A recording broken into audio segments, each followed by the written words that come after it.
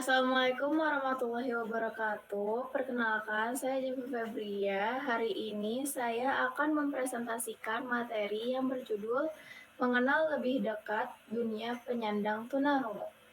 Kenapa tema ini penting? Karena dalam masyarakat kita masih banyak yang berpikir bahwa penyandang tunarungu itu tidak bisa bicara, tidak bisa belajar normal, atau bahkan tidak bisa bersosialisasi. Padahal kenyataannya tidak sesederhana itu. Tunarungu bukan berarti tidak mampu. Mereka hanya memiliki cara berbeda dalam menerima dan mengekspresikan informasi. Jadi, tujuan dari presentasi ini adalah untuk membuka cara pandang kita bahwa cara keterbatasan pendengaran bukan penghalang untuk berkembang, tetapi sebuah perbedaan yang perlu dipahami dan diterima. Yang pertama ada definisi dari penyandang disabilitas tunarungu. Tunarungu ini adalah individu yang memiliki gangguan atau kehilangan fungsi pendengaran, baik sebagian maupun total. Kondisi ini bisa disebabkan oleh faktor bawaan, sejak lahir, infeksi saat bayi, trauma fisik, atau paparan suara keras dalam jangka panjang.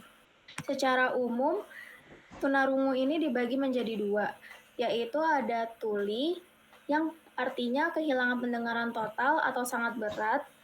Yang kedua ada kurang dengar atau hard of hearing, atau masih bisa mendengar tapi hanya suara tertentu dengan bantuan alat. Yang kedua ada karakteristik tunarungu. Ada dari segi fisik, yaitu tidak ada ciri fisik yang menonjol. Sebagian anak terlihat agak kaku atau membungkuk karena gangguan keseimbangan pada telinga.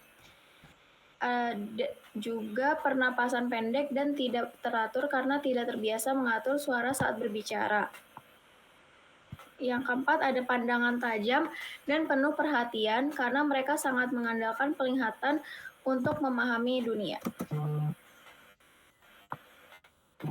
Selanjutnya ada dari segi bahasa dan komunikasi. Kosakata terbatas dan tata bahasa seringkali tidak teratur. Terus mereka juga sulit memahami ungkapan atau bahasa abstrak. Dan yang ketiga, mereka mengandalkan bahasa isyarat, ekspresi wajah, dan visual dalam berkomunikasi. Kemudian ada karakteristik intelektual. Mereka itu kemampuan intelektualnya normal, sama seperti anak tanpa disabilitas, tetapi perkembangan akademik bisa terlambat karena kesulitan memahami pelajaran yang disampaikan secara verbal. Selanjutnya ada karakteristik sosial dan emosional. Mereka itu terkadang mudah curiga atau sensitif karena tidak memahami percakapan di sekitarnya. Mereka juga dapat bersikap agresif atau frustasi ketika tidak bisa berkomunikasi. Namun, mereka sering menunjukkan kreativitas tinggi dan ketajaman visual yang kuat.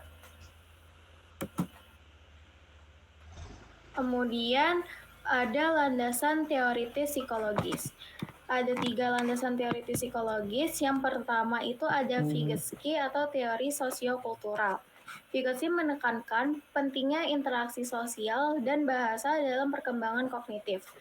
Anak tunarungu sering terhambat karena minimnya komunikasi verbal dengan lingkungan. Maka, strategi scaffolding dan komunikasi visual menjadi kunci agar mereka tetap berkembang dalam zona proksimalnya. Yang kedua ada theory of mind. Theory of mind menjelaskan kemampuan memahami pikiran dan perasaan orang lain karena keterbatasan komunikasi. Anak tunarungu kadang terlambat mengembangkan kemampuan ini, tetapi dengan bimbingan sosial dan visual, mereka tetap bisa mengasah empati dan memahami emosi orang lain. Yang ketiga ada teorinya Erikson, yaitu teori psikososial. Menurut Erikson, fase identitas dan rasa percaya diri sangat dipengaruhi oleh pengalaman sosial. Jika anak tunarungu sering diabaikan atau diperlakukan berbeda, mereka bisa mengalami krisis identitas dan rendah diri. Karena itu, dukungan sosial dan penerimaan sangat penting dalam membangun rasa percaya diri mereka.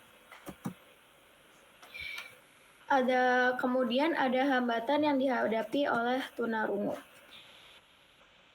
Beberapa hambatan umum yang dialami penyandang tunarungu adalah menurut Vygotsky, kurangnya interaksi sosial dan akses bahasa menghambat zona proksimal perkembangan atau ZPD. Terus menurut Theory of Mind, terlambat memahami perasaan dan pikiran orang lain karena miskomunikasi. Menurut Erikson, tunarungu juga memiliki resiko rendah diri dan isolasi sosial akibat kegagalan mengekspresikan diri. Kemudian mereka juga bisa mengalami keterlambatan akademik yang mengakibatkan metode pembelajarannya agak terganggu. Selain itu, mereka juga menghadapi hambatan struktural, misalnya kurangnya penerjemahan bahasa isyarat di kampus atau akses informasi yang tidak ramah visual. Akibatnya, penyandang tunarungu sering tidak mendapat kesempatan belajar dan berkarir yang setara. Kemudian, solusi dan pendekatan psikologis menurut teori Vygotsky, gunakan komunikasi total atau komtal yang memadukan bahasa isyarat, tulisan, dan gerak bibir, disertai media visual dan teknologi bantu seperti video teks atau alat dengar. Dengan komtal, anak bisa memahami pesan melalui lebih dari satu aluran komunikasi.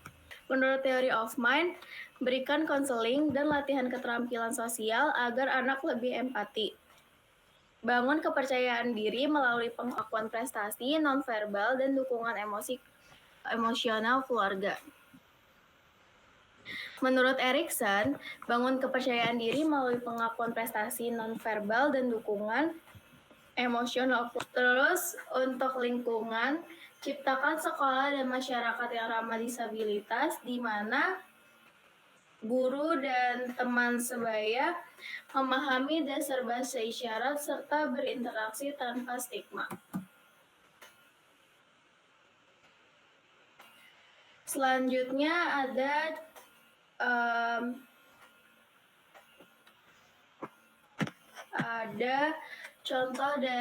contoh kasus nyata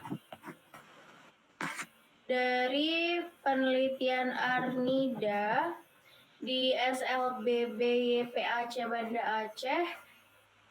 Ditemukan 5 anak tunarungu dengan tingkat pendengaran yang berbeda. Guru menggunakan metode komunikasi total, yaitu bahasa isyarat disertai gambar dan praktik langsung. Anak-anak lebih mudah memahami pelajaran ketika guru memperagakan konsep dengan visual. Misalnya, memperkenalkan hewan laut melalui gambar dan gerakan tangan. Meski ada keterbatasan dalam bahasa lisan, anak-anak tersebut menunjukkan antusiasme belajar tinggi dan kemampuan memahami materi secara visual dengan sangat baik. Hal ini menunjukkan bahwa strategi visual dan komunikasi empatik bisa meningkatkan partisipasi belajar secara signifikan. Kesimpulannya, disabilitas tunarungu bukan hambatan untuk berkembang, melainkan perbedaan cara memahami dan mengekspresikan dunia.